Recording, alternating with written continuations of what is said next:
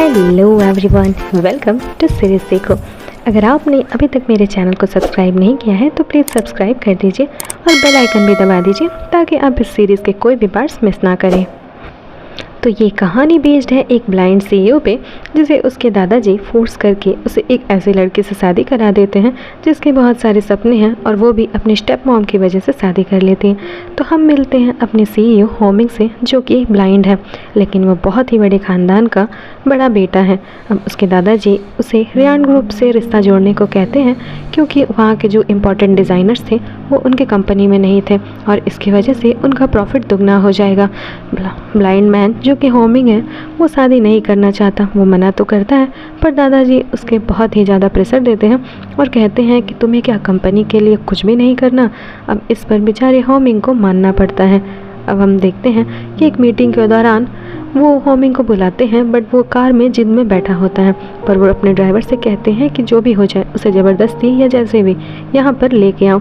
यहाँ पर उसका छोटा बेटा होता है हाउजोन, जो कि अपने बड़े भाई को बिल्कुल भी पसंद नहीं करता और वो चाहता है कि उसके अंधे होने के बाद सारी दुनिया के सामने आ जाए ताकि उसे वहाँ के सीईओ की पोजीशन मिल जाए। अब हम देखते हैं होमिंग को, जो कि देख के बिल्कुल नहीं लगता कि वो एक ब्लाइंड है। अब इधर ब्लाइंड तियान को दिखाया जाता है जो कि शादी नहीं करना चाहती थी और वो सिंचन की जुड़वा बहन थी। अब अपनी सौतेली माँ की वजह से उसकी शादी करनी पड़ती है। जब वो फिर भी मना करती है तो कहती है कि अगर तुमने इस शादी के लिए हाँ नहीं कहा तो मैं तुम्हारे डैड को मार दूँगी।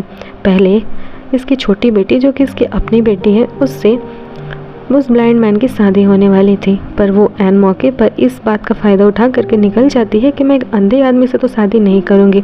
अब इसी वजह से तियान को उसकी सौतेली माँ डरा देती है कि अगर उसने शादी नहीं की तो मैं तुम्हारे पापा को जान से मार दूँगी। अब बेचारी तियान उदास हो करके इस शादी के लिए हाँ कर देती है। बेचारी तियान उदास मन से ब्राइडल रूम में बैठी होती हैं। इतने में ही उसका एक झुमका घूम जाता है और वो उसे ढूंढने लगती है और यहाँ पर हमें उसकी प्लानिंग पता चलती है कि वो एंगेजमेंट सिर्फ नाटक के लिए कर रही है और इसके ख़त्म होते ही वो भाग जाएगी। अब लोगों में ये बात फैल जाती है कि कैसे उसके पापा की 2 बीवियाँ थी और उसकी 2 जुड़वा बेटियाँ। अब छोटी बेटी की शादी वो लोग एक बड़े ख़ानदान में कर रहे हैं ताकि उनका ये अफेयर छुप जाए। अब हम देखते हैं कि होमिंग को बहुत लेट हो रहा होता है तो उसका छोटा भाई मजाक उड़ा रहा होता है कि वो अंधा है, खुद से कैसे आएगा।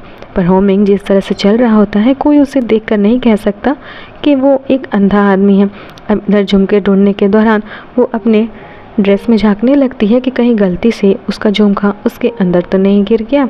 अब इतने में ही होमिंग उसके ब्राइडल रूम में आ जाता है, पर थोड़ा सा तो वो तियान हड़बड़ा जाती है, पर उसे याद आता है कि इस अंधे को क्या ही दिखेगा और वो कोई भी नर्वस नहीं होती। इतने में ही होमिंग उसका झुमका उठा करके उसके हाथों पर रख देता है और अपने ईयरफोन्स को निकाल देता है, जिससे उसका असिस्टेंट उसे गाइड कर रहा होता है और वो ज़बरदस्ती ही उसे पास ला कर उसके झुमके को उसके कान में पहना देता है, पर गलत जगह पहनाने की वजह से उसे काफ़ी दर्द होता है। तब सिंचन उस पर गुस्सा हो जाती है तो वो कहती है कि तुम इतनी बदतमीज़ तो नहीं थी, तो फिर अभी कैसे।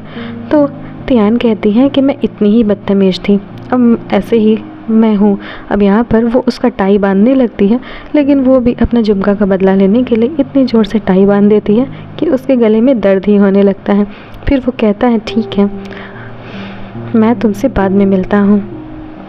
अब आइजल में जाने की बारी हो जाती है, जहाँ पर होमिंग इतने ज़्यादा कॉन्फिडेंस के साथ चल रहा होता है कि किसी को भी इस बात का शक नहीं होता कि उसे दिखाई नहीं देता या फिर वो अंधा है। और इधर उसका असिस्टेंट उसे एक एक सीढ़ी से लेकर के एक एक फ्लोर, एक एक कारपेट की डिटेल्स दे रहा होता है, जिससे वो कॉन्फिडेंटली वॉक करता है और सारे लोगों को आंखों में धूल झोंक देता है। अब जैसे ही वो स्टेज पर पहुंचता है, वहाँ पर भी उसका असिस्टेंट उसे गाइड करने जाता है कि तुम्हारी दाईं पॉकेट में रिंग है, पर यहाँ पर उसके छोटे भाई की वजह से एक मोटा आदमी उसके असिस्टेंट के सामने आ जाता है, जिससे वो और ज़्यादा गाइड नहीं कर पाता। अब बार बार होमिंग अंगूठी को पहना ही नहीं पाता है और इसी नर्वसनेस में उसके हाथों से एक बार तो अंगूठी गिर ही जाती है। सारे लोगों में कुछ कुछ हलचल होने लगती है और यहाँ पर उसका छोटा भाई होजुआन बहुत ज़्यादा खुश हो रहा होता है, पर यहाँ पर तियान उसकी मदद करती है और जब अंगूठी नीचे गिर जाती है तो वो खुद ही उसे उठा करके होमिंग के हाथों में दे देती हैं और ख़ुद से ही पहन लेती हैं, जिस पर उसके अंगूठी गिरने को होमिंग के नर्वस होना बोल करके सारी बातों को छुपा लिया जाता है। अब जैसे ही इंगेजमेंट ख़त्म होता है, वहाँ से तियान भागने की तैयारी में होती है, लेकिन होमिंग का असिस्टेंट उसे रोक लेता है और कहता है कि सख्त लगता है जल्दबाजी में तुमने और तुम्हारी माँ ने कॉन्ट्रैक्ट नहीं पढ़ा कि एंगेजमेंट के बाद ही तुम मूव इन कर जाओगी होमिंग के साथ। अब यहाँ पर तियान को समझ में आता है कि कैसे उसकी सौतेली माँ और बहन ने उससे पीछा छुड़ाने के लिए उसके नाम पर इतना कॉन्ट्रैक्ट साइन कर दिया। अब बेचारी मजबूरी में होमिंग के घर पे आ जाती है। असिस्टेंट कहता है कि मैं तुम्हारा सामान तुम्हारे रूम में पहुंचा देता हूं, पर होमिंग मना कर देता है और कहता है कि ये क्या है, ये मेरी सच की बीवी थोड़ी है, ये तो मेरी नौकर है और ये अपना सामान भी खुद ही ले जाएगी। अब इस पर तियान को बहुत ज़्यादा बुरा लगता है, पर बेचारी करते हुए क्या, आखिर उसकी माँ ने उसे फंसा तो दिया था। तो वो अपने भारी भारी सामान को अपने हाथों से ही सीढ़ियों पर चढ़ा चढ़ा कर ले जाती है, जिसमें उसकी हालत ख़राब हो जाती है।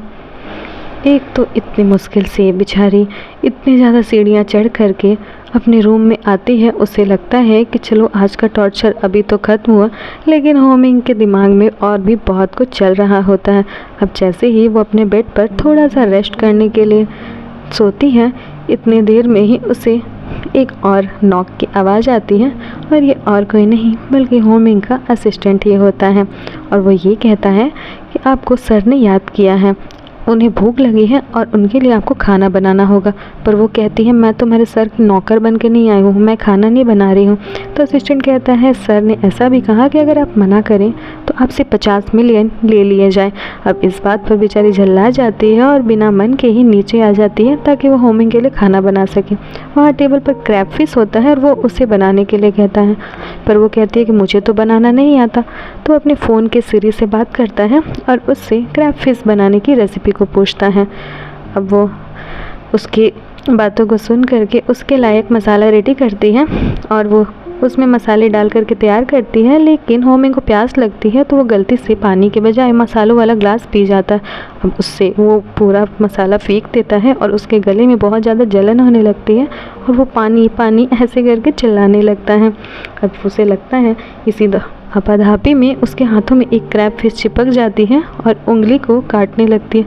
अब वो बेचारा बहुत ही ज़्यादा डर जाता है और वो तियान को उसकी मदद करने के लिए कहता है, पर तियान भी बहुत ही ज़्यादा डरपोक होती है। तो पहले वो उसे हाथों से हटाती हैं, उसके बाद फिर उसे जलाने की कोशिश करती हैं, लेकिन उस क्रैब फिश को जलाने के चक्कर में उस सीईओ का हाथ ही जल जाता है। तो वो कहता है कि तुम जानबूझकर ये सब कर रही हो ना। फिर वो एक चाकू लाती है, फिर उसका भी निशान उस क्रैब फिश पर नहीं होता।